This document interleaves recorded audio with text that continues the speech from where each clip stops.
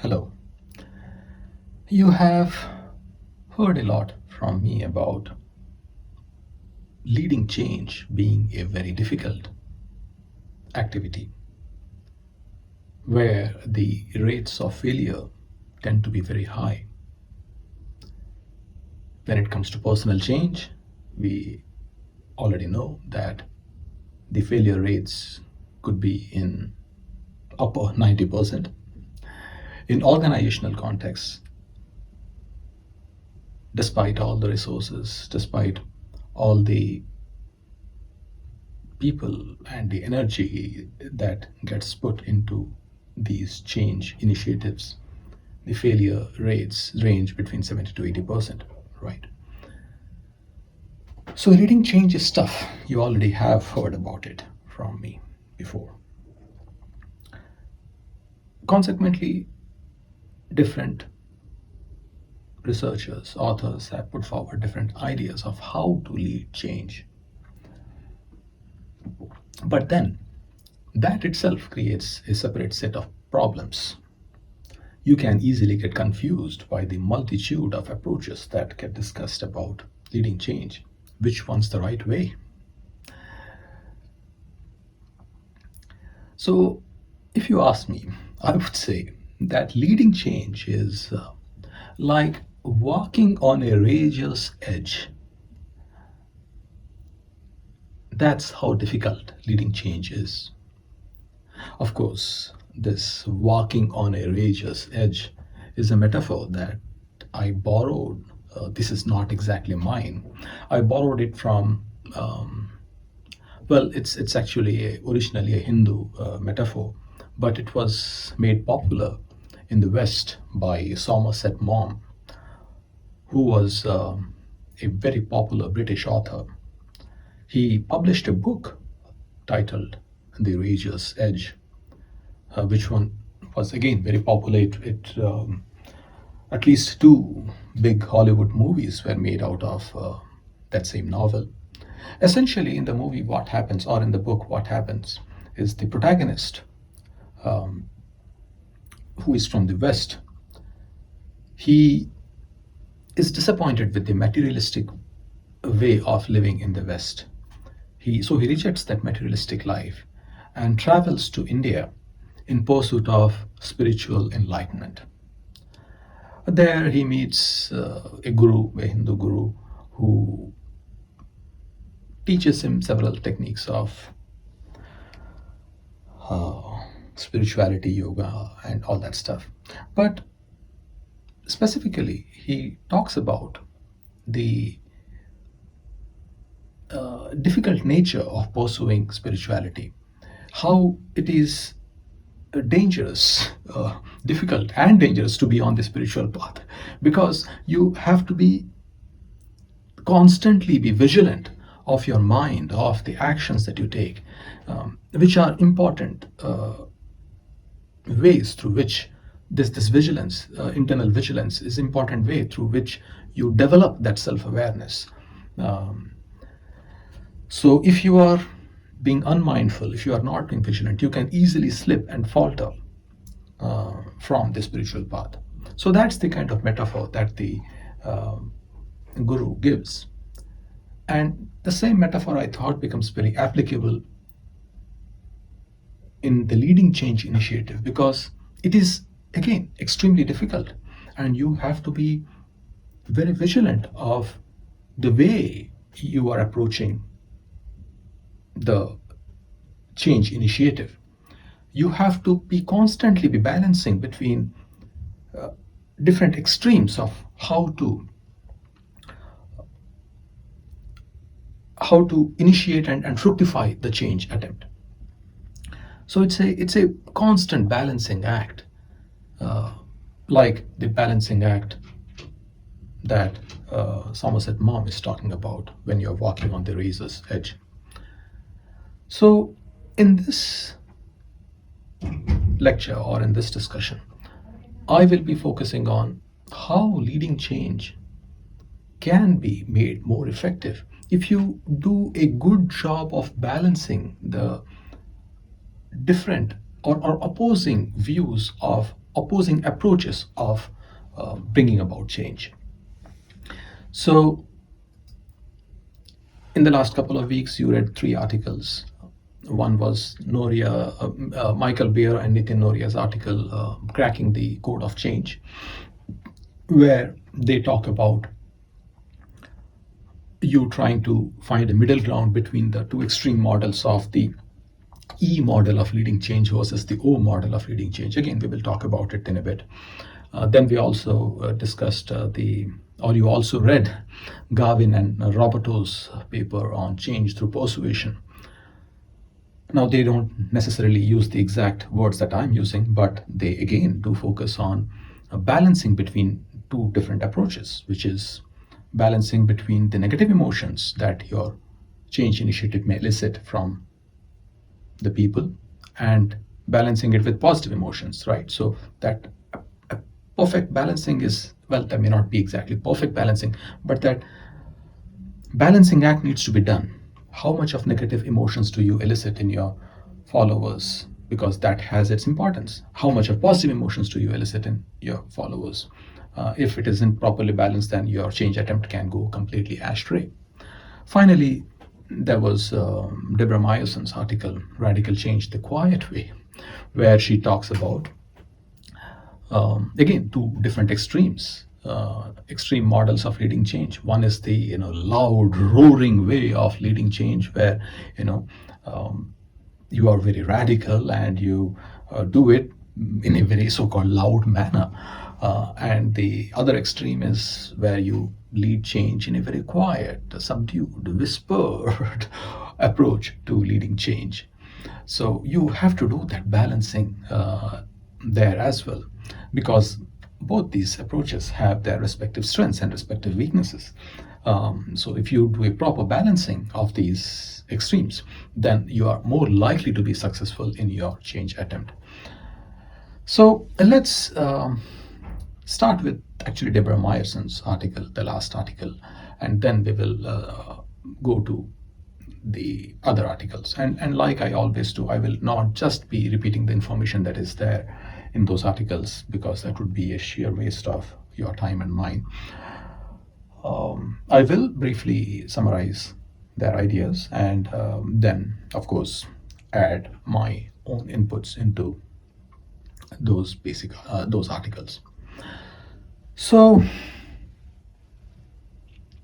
to discuss Myerson's article, let me ask you a question. How do you respond when you see injustice around you?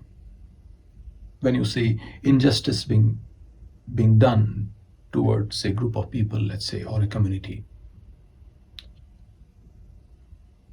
This is something that you may see at your workplace or in the community where you live. How do you respond? Do you speak up openly about it and ruffle feathers of maybe important, powerful people? Or do you keep quiet? Do you self-censor yourself so that you do not hurt the sentiments of people? Or do you just, you feel bad for this group or community, and maybe help them in small ways behind the scenes, but do not come to the forefront? How do you respond when you see such injustices happening? Or sometimes it may not be a case of injustice. Sometimes, or rather, we see this often happening these days, false ideas do get propagated. How do you respond when you see ideas or thoughts that are propagated as absolute truths when there is clear evidence of those not being facts? There could be false ideas propagated against, again, particular communities, or against people of particular political affiliation,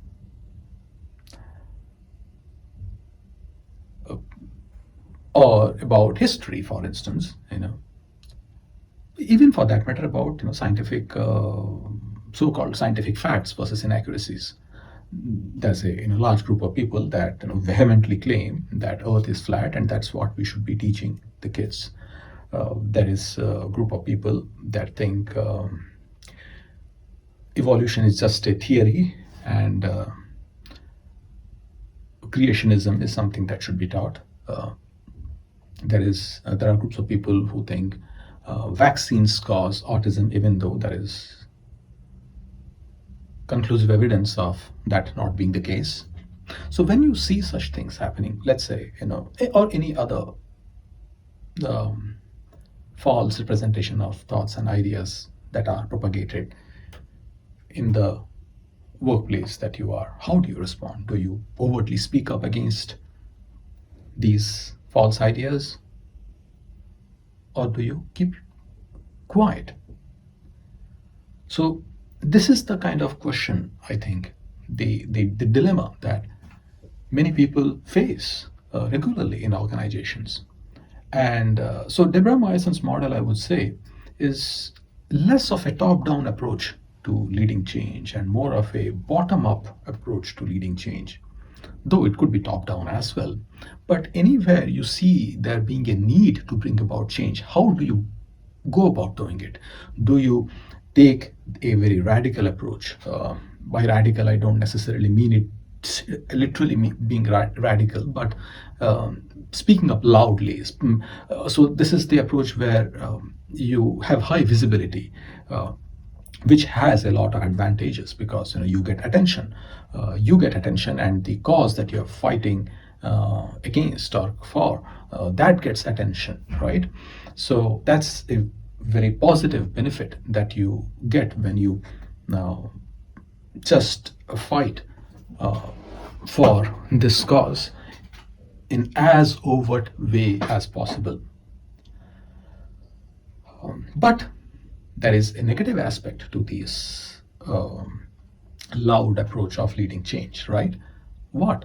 And that is that not only do you get positive attention, but you also get negative attention. You can come under the radar of your enemies, who can create a lot of problems, difficulties for you.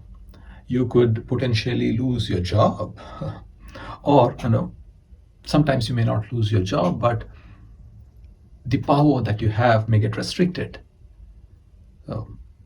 which then will reduce your influence power, right? The amount of influence that you can have on people. So should you then use this loud approach to leading change, where you speak vocally about the importance of bringing about the necessary change? Or should you take a very tempered kind of approach, a subdued approach, where you work quietly in the background? You don't get any unnecessary attention. That's a good thing. But the flip side of it is that you don't get the attention that is needed to bring about the necessary change either, right? And here, when you are working in the background, working on bringing about these small incremental changes, sometimes the changes may seem so small that you barely even notice any changes happening. To the extent that after a point of time, you may literally lose motivation to pursue this change attempt, right? Because you are working in the background. You are not. We all need attention to stay motivated, to feel good that our work is making a difference. When we do not get that attention, we do not know if our effort is yielding any results. So it can demotivate us. So that's the flip side of working quietly in the background, even though it has a lot of merits. Uh, First of all, it is a very humble approach. It's almost like servant leadership. But then, as I said, it can be problematic uh, because the developments, the changes are very incremental, and you do not sometimes get the necessary attention that would have helped you tip the scales in your favor, in favor of the cause that you're fighting for.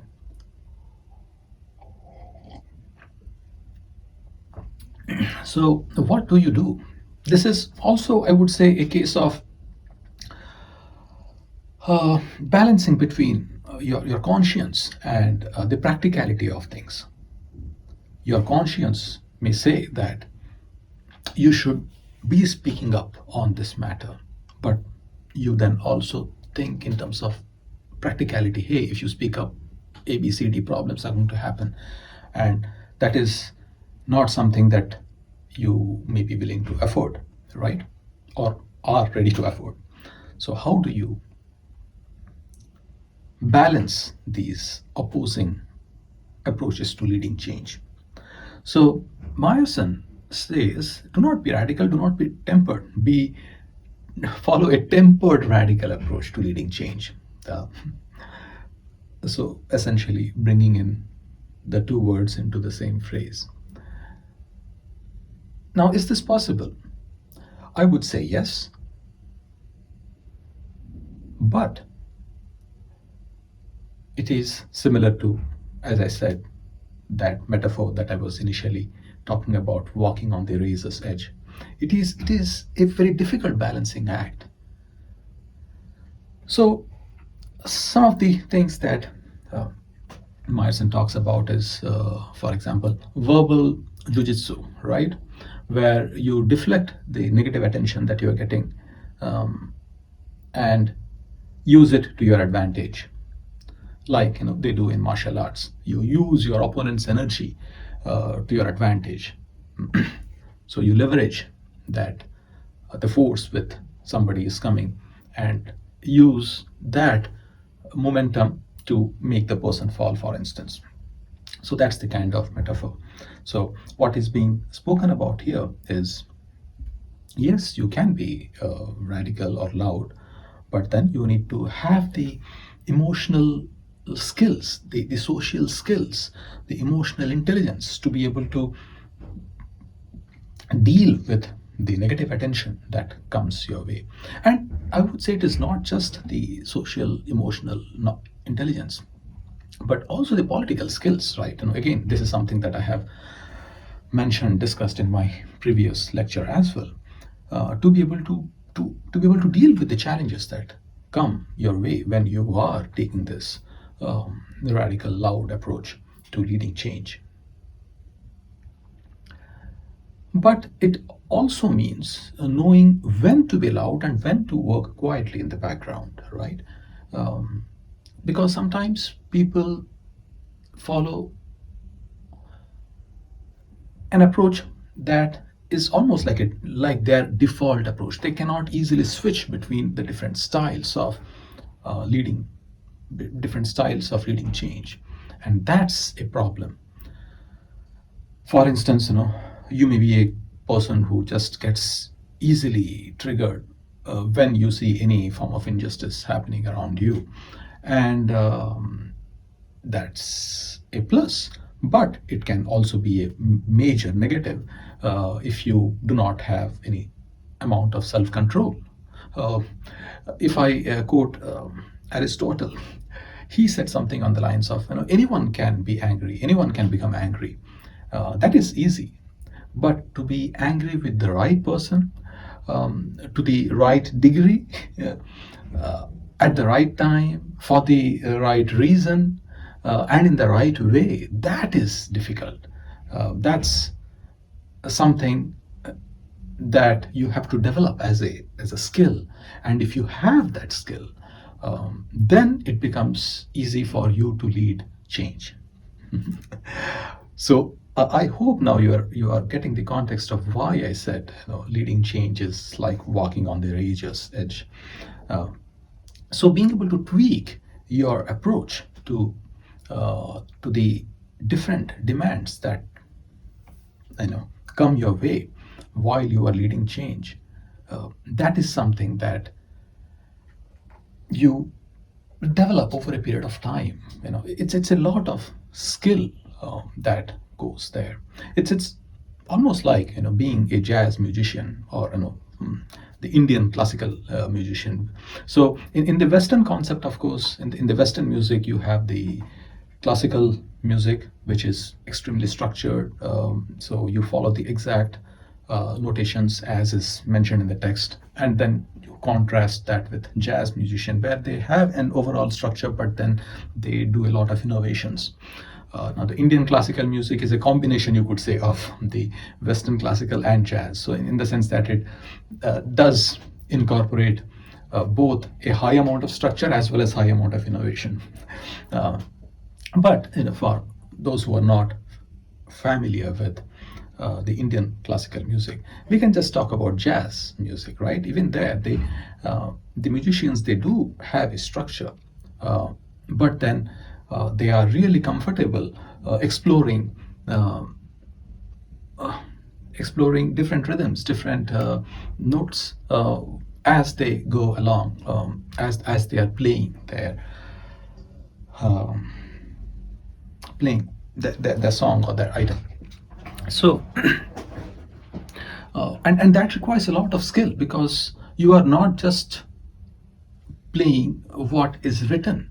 Of course, that does involve certain amount of skill, but it involves even greater amount of skill when the person with whom you are playing makes a deviation, and now you have to still be able to make the music beautiful, pleasant, while being able to accommodate those deviations from the written text, from the written notes, right?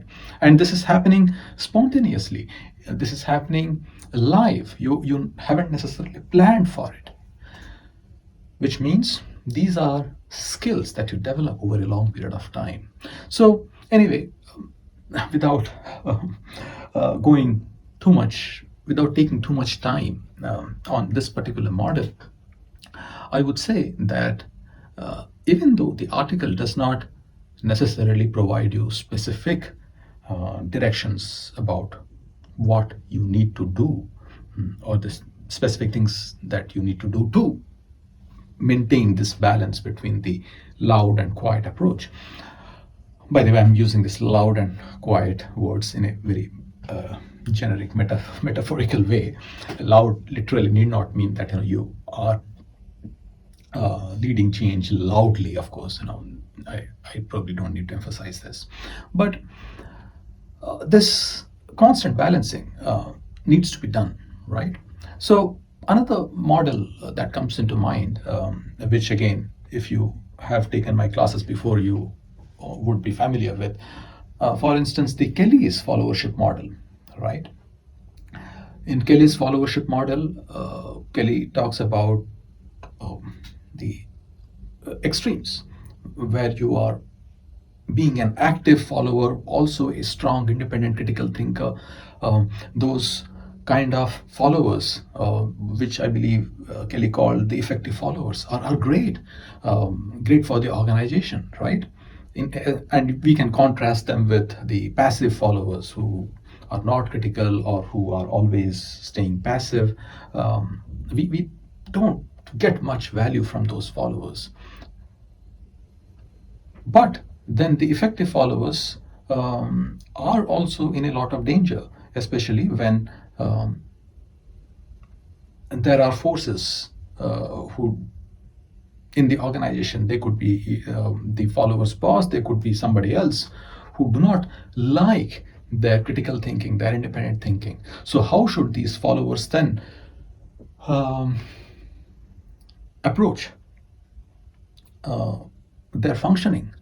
Kelly talks about being a pragmatist follower. That was an alternative model. So there were like those four different types of followers, and in the middle was the pragmatist follower. So you could think of this tempered radical followership on those lines, where you are being a pragmatist. You see what works and use that approach. You don't get stuck in any extreme way of doing things. And this is something that will apply to the other papers that we will discuss as well, but we probably won't need to spend as much time because you basically got the overall idea of how we need to balance between different approaches. Now let's go to Beer and Noria's article, where they talk about the two extreme models of the E model versus the O model.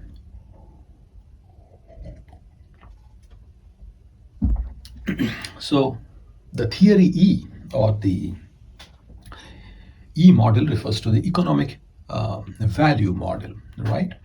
So in there, the idea is the manager's primary responsibility is to maximize shareholders' value. The idea that was essentially popularized and made by the Chicago School of Economics. Milton Friedman was one of its major proponents, that the manager's primary responsibility, or you could say only responsibility, is to maximize shareholders' value and nothing else. Manager should not be thinking about anyone else, no other stakeholders.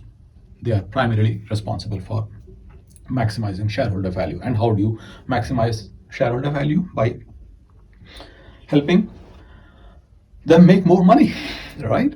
So this model of leading change is about maximizing economic value for the shareholders. And when you maximize economic value for the shareholders, you yourself, as the manager or the CEO, also make a lot of money, right? So you get rewarded for that. So that's the kind of change that this model says that you should be taking. And how do you maximize economic value? By doing, more sales, increasing revenues, and reducing the costs. And one of the easiest ways of reducing cost is to maybe lay off people, or what they call downsizing, right sizing, or divest some divisions of your company. And when you sell those divisions, again, you get money, which then becomes part of the capital that you have, which then that way you can show profits and maximize then the shareholders' value. And so this is the approach that is very common, especially in the United States, although it is becoming more common in other parts of the world as well. But the textbook talks of some great examples. I think it talks about the Scott Paper CEO, Al Dunlap, who was the CEO in the 1990s. He fired some 11,000 employees, shut down many divisions, but that helped him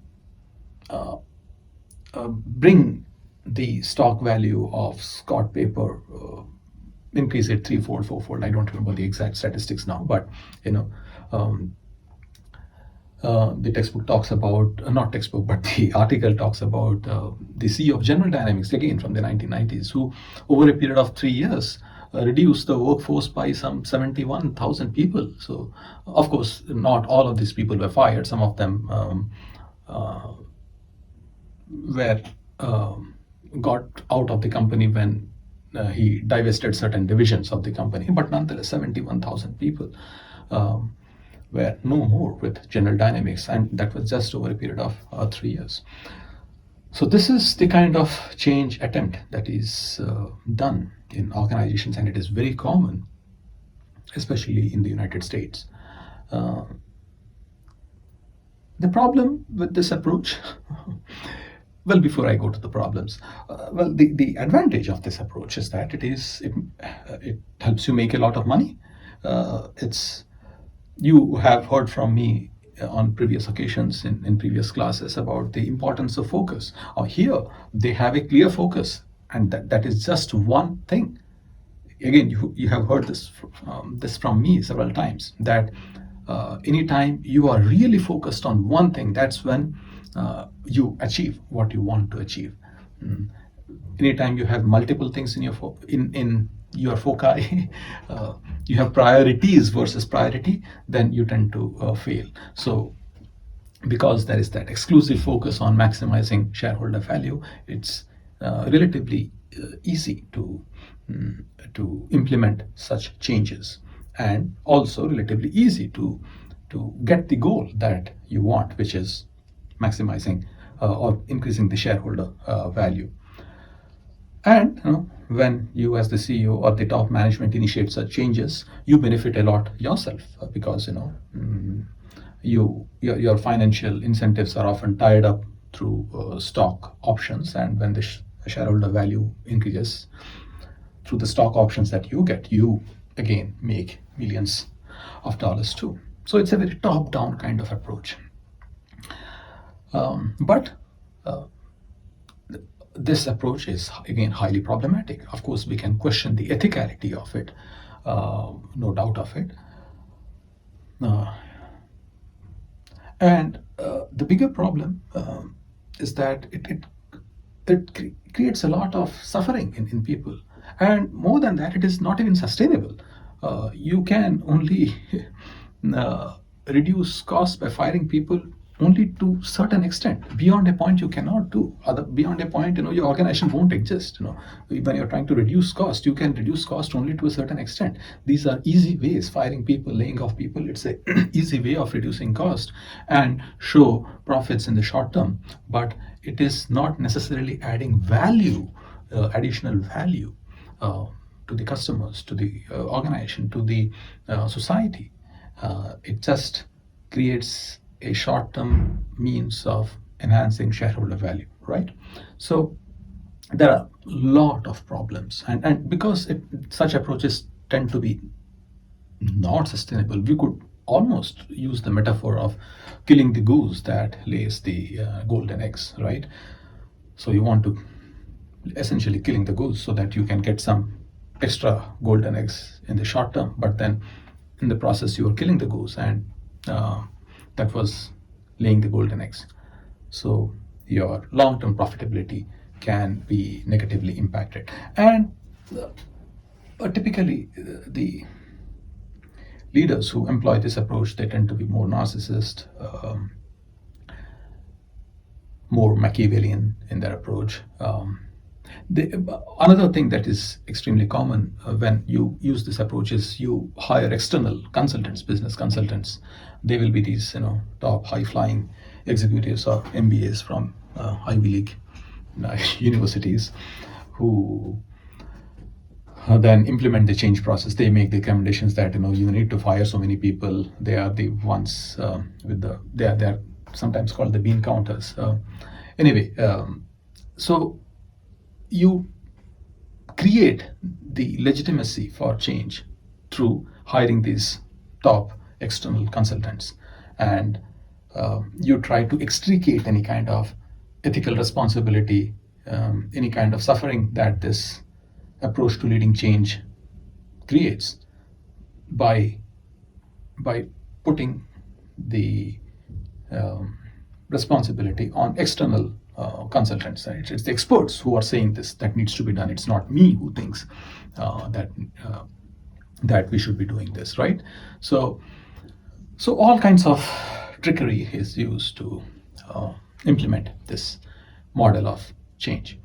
So the dramatic contrast to the E model or the economic value model of leading change is the O model, which is the organizational capability model, right? Where you focus on developing the skills of people. You are focusing on increasing the capability of the people working in your organizations, and through that process the overall organization's capability. And this takes time. Any kind of skill development takes a lot of time. Whether we talk about skills in the personal level or in the professional level or at organizational level, it takes a lot of time. If you want to become a expert baseball player, you can't just start today and become a phenomenal baseball player. No, you will have to spend years of time devoting to it before you can become a world-class player, right? Or forget being world-class player. A good expert player, you have to spend hours of your time every day to be able to develop that skill. And this applies to anything: gymnastics, swimming, music, writing, anything. So the organizational capability model that talks about developing the skills of the caring for your employees and helping them by developing the skills in them so that they can contribute more to the organization. This is not an overnight change that you can accomplish. This is something that takes a lot of time, unlike the E model, where you can make those changes overnight, quick, fast, and dirty kind of changes. The O model of change is much slower, takes a lot of time. It's not that you do not fire people here, but typically you do not do that. You fire people only when it is absolutely necessary, because you value the implicit contract that is there between the employer and the employees. You try not to break it as much as possible, right? There could be some extreme situation where you may ultimately be forced to fire somebody, but otherwise you do not do that. So unlike the E model, here the focus is diffused, right? There was only one focus, increasing shareholder value. Here there's a lot of focus. You are trying to enhance the capability of the employees, and you are trying to care for the environment, you are trying to care for the customers. So you are trying to take care of all the stakeholders. So the focus is more diffused. So because you are taking care of multiple stakeholders, which means then change is going to be more difficult, which means it becomes more complex. There are many stakeholders that come into the discussion who may have opposing viewpoints, and you have to balance all those opposing viewpoints. You have to respect their views, and it can take a lot of time. So again, another big difference compared to the E approach, which is definitely top down. Here it can be top down, but it is often a bottom up kind of process, because you are taking everyone into consideration when you are trying to implement the change. And that, you can imagine, is extremely difficult when you have to take everyone's thoughts, views into consideration, when you are helping everyone grow and everyone growing together. That takes a lot of effort, time, and resources. So we typically do not see as much reliance on external consultants here, though you could still use external consultants, but you use them primarily as resources, who could probably train the employees, who could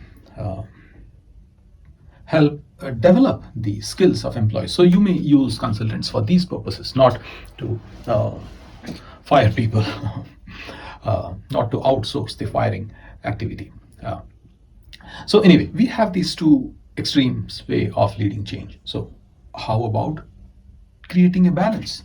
That's what Beer and Noria are talking about. Again, like the other article, they don't necessarily provide great amount of insights about how this balance could be achieved, but they definitely talk about the importance of trying to bring in that balance. And again, what these authors are talking about may seem novel to you, but it actually isn't as novel, right? Because you would remember me speaking about the task oriented leadership approach versus the relationship oriented leadership approach, how that dilemma is there. And the dilemma that they are talking about, these authors are talking about, the E model versus O model, it is essentially, you could say, an extension of the task versus relationship dilemma that we have discussed in the behavioral approach to leadership, right? So in there, like the Blake and Newton's leadership grid said that, how do you balance it? You balance it by doing a lot of task behaviors as well as a lot of relationship behaviors. That was the Blake and Newton leadership grid, right? The team leadership, which had high task and high relationship. So that's how you become an effective leader. So is that a good approach to do here? Do both the high E model of change and high O model of change? Well, theoretically yes, but may not be as practically feasible always.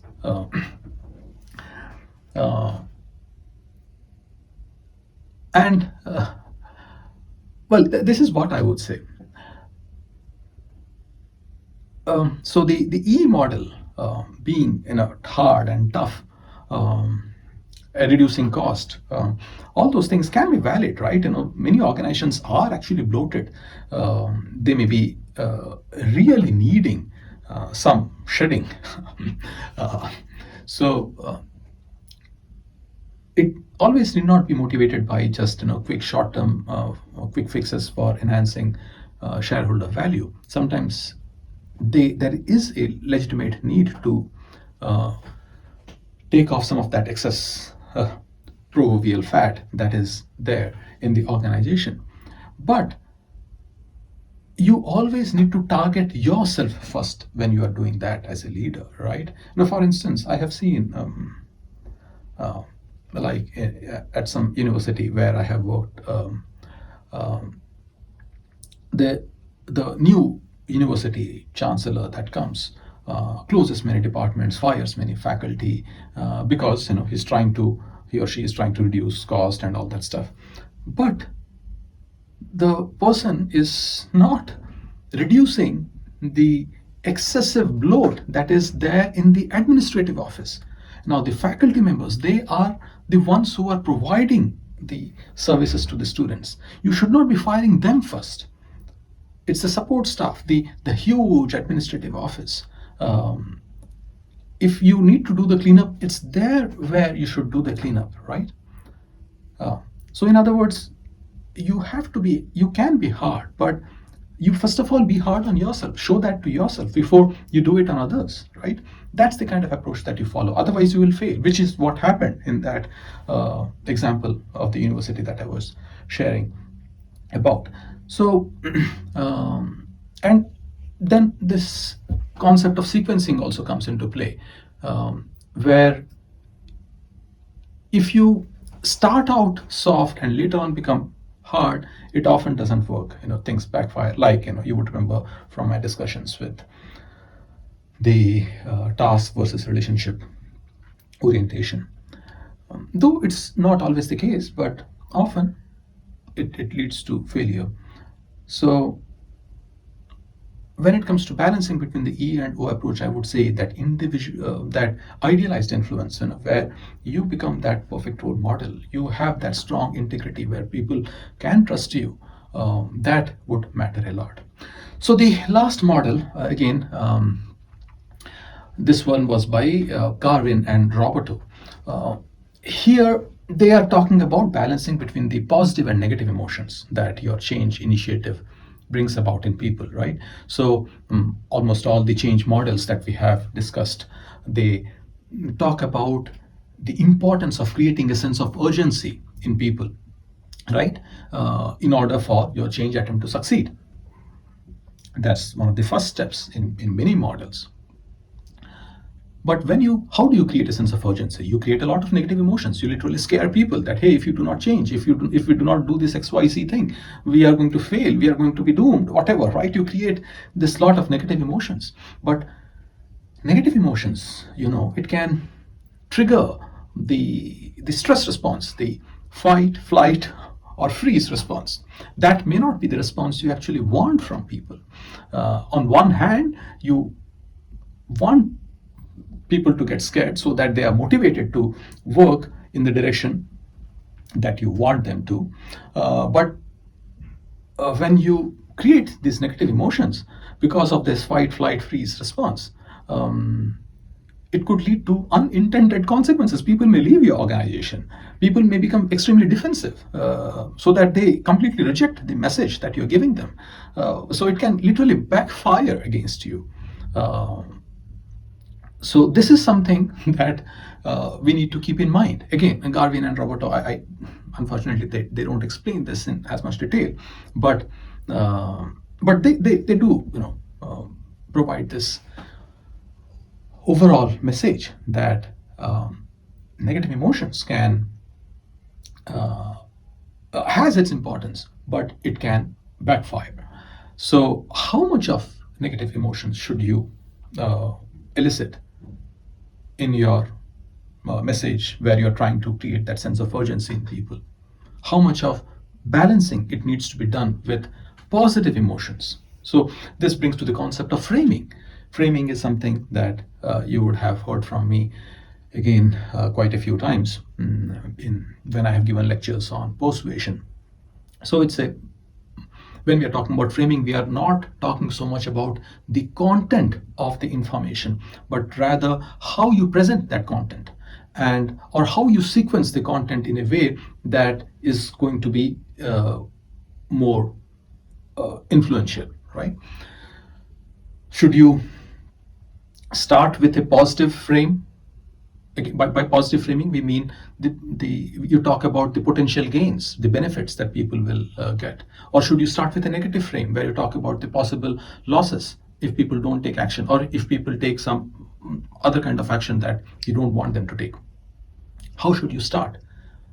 How much time should you maintain that negative frame before you provide also positive framing, so that they gain the sufficient amount of self-efficacy?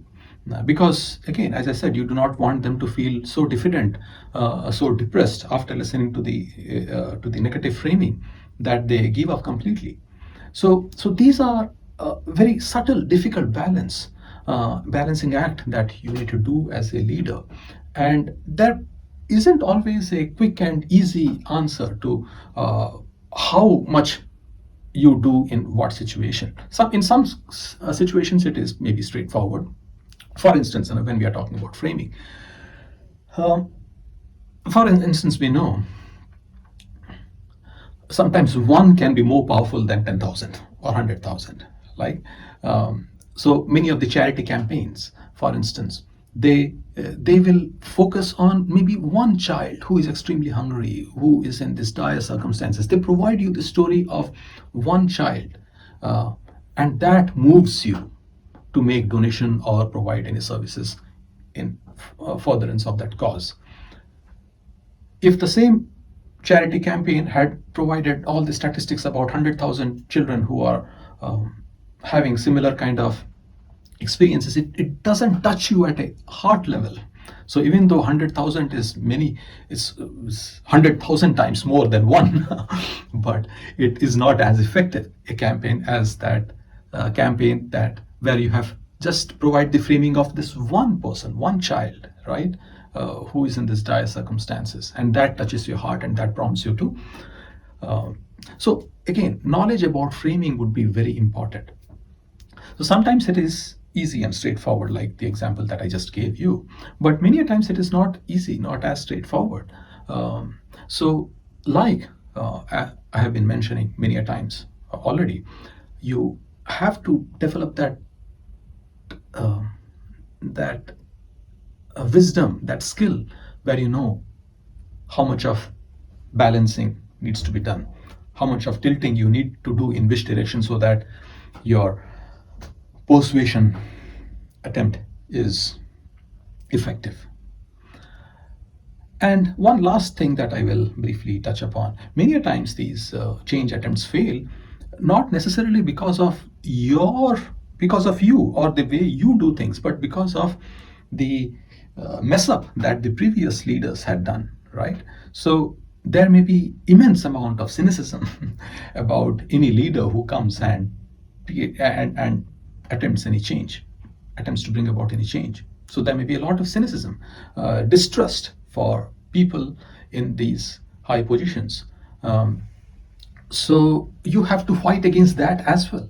It's almost similar to, dog training, especially when the dog is an adopted dog that came from a place where he or she was mistreated badly. Now the dog, because of that past experience, will be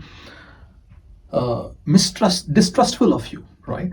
So training such a dog will require a lot of patience, will require a lot of sensitivity. It's going to be easier if the dog had no such bad experience. So bringing about change, leading change is a big responsibility. You have to take it to the end, is what I would say. You cannot betray people's trust. That is something that I would like to emphasize. That's how you succeed when it comes to leading a change initiative. So this balance, if you can maintain, if you can have this kind of high amount of emotional intelligence and sensitivity towards people, while also being cognizant of the importance of profits, then you are much more likely to be successful anytime you are initiating a major change. So that's all I have for you guys today. Hope you found something of value in this lecture. Thank you.